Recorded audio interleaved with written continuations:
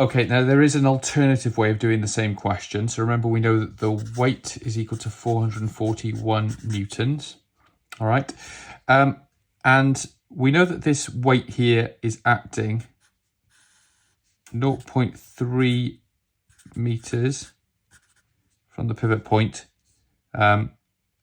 along the slab, okay?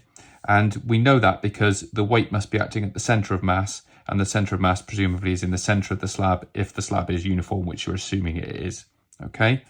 Now, we therefore have a triangle here. We've got this triangle that goes like this, okay? And we know that the length of that side is 0.3 meters. The length of this side is 0.15 meters. We know it's a right angle triangle, and we know this angle here is theta. So can we work out theta? Yes. Cos of theta is adjacent over hypotenuse. This is the hypotenuse, this is the adjacent. So therefore, we know that theta is equal to cos to the -1 of 0.150 over 0.300. And if you work that out, it's going to give you an angle of 60 degrees. So we know that this angle theta is 60 degrees. Now, how does that help us? Well, we can now say this. We can take this weight and we can split it into a component that is perpendicular to the slab and a component which is parallel to the slab, okay? And that forms, again, a vector triangle, okay?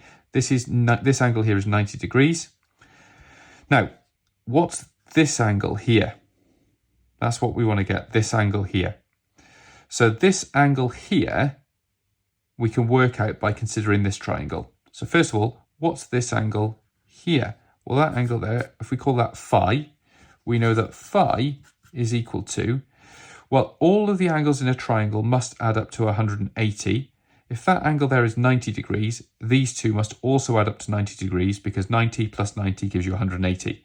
So we know that phi is equal to 90 take away theta because theta plus phi must equal 90, okay? All the angles in a triangle must add up to 90. So that plus that must equal 90 because that plus that plus that must equal 180. Okay, so we know that phi is 90 minus theta.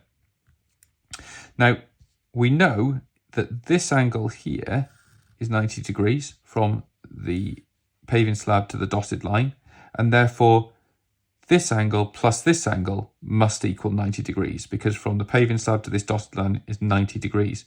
If that plus that must equal 90, then we know that this angle here is theta because remember that plus that is 90, therefore that plus that must also equal 90, okay?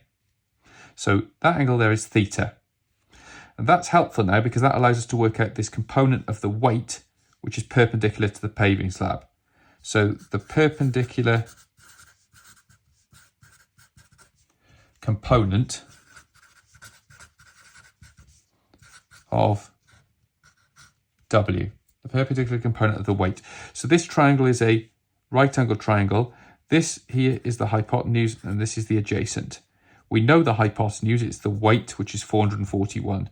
So we know that cos of theta, which is 60, cos of 60 is equal to adjacent over hypotenuse. It's equal to adjacent over hypotenuse, and the hypotenuse is 441. So the adjacent, which is the perpendicular component of weight, is equal to 441 cos of 60, okay? And if you work that out again on the old calculator, you're going to get 441 cos of 60, which gives you 221 newtons, okay? So we know that this component here is 221 newtons. Now we know the perpendicular distance of that component from the pivot point is 0.3 meters. So doing this question this way, which is making it more complicated than we need to, it's just showing you a different way of doing it. We now know that this component is perpendicular to the slab and the perpendicular distance from the pivot point is 0.3 meters. So we can now ignore that distance there because that's not the perpendicular distance of this force from the pivot point. We can use this distance here.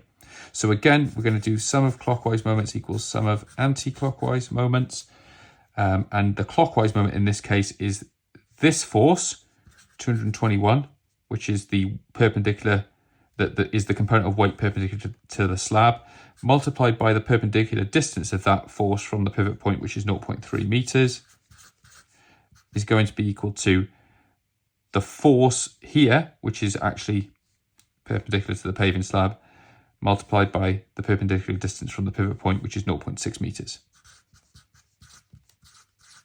Okay, and if you rearrange that, you're going to get force is equal to 221 times 0.300 over 0.600, which is going to give us our answer. So 221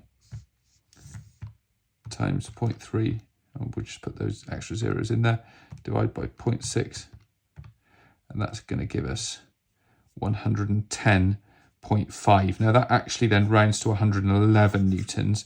Why is that? Well, it's because we rounded this value here.